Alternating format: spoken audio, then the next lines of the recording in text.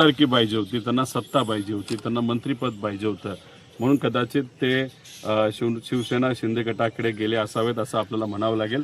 आम्ही ते वेगळ्या पक्षातलं असल्यामुळे तर आम्ही इथं भूमिका आता घेत नाही, पण त्यांचेच कार्यकर्ते भूमिका त्यांच्याबद्दल काय घ्यायला लागली आहेत हे कुठेतरी आपण बघितलं पाहिजे आणि ते आपल्याला बघायला मिळेलच.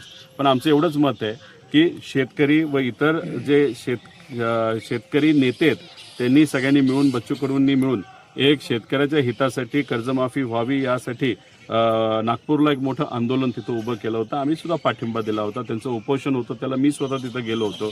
त्यामुळे त्या प्रेशरला नमून सरकारने कुठंतरी एक मागणी मान्य केली होती. जून महिन्यामध्ये आम्ही कर्जमाफी करतो. आता जून महिना येतोय, पुढच्या महिन्यातच जून महिना असणार आहे. त्यामुळे सरकार काय पद्धतीने वागतंय हे बघावं.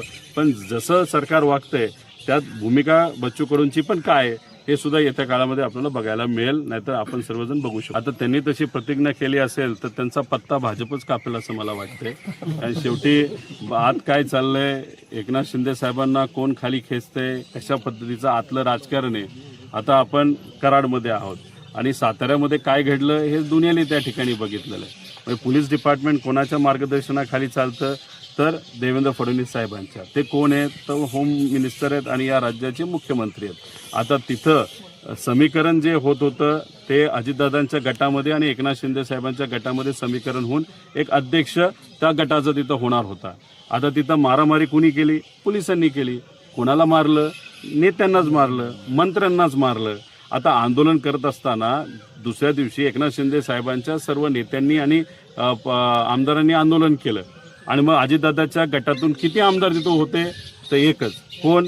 तर मकरंद आबा होते, म्हणजे मंत्री होते असं मला कळतंय. बाकी कुणीच तिथं आलं नाही. त्यामुळे कुठं ना कुठंतरी भाजप ताकद कोणाची कमी करते हे कळलंय. त्यामुळे बच्चू कडूंनी तिथं भूमिका मांडली असली तर मला असं वाटतं की त्यांना मंत्रीपद आता काय मिळेल असं मला तरी त्या ठिकाणी वाटत नाही.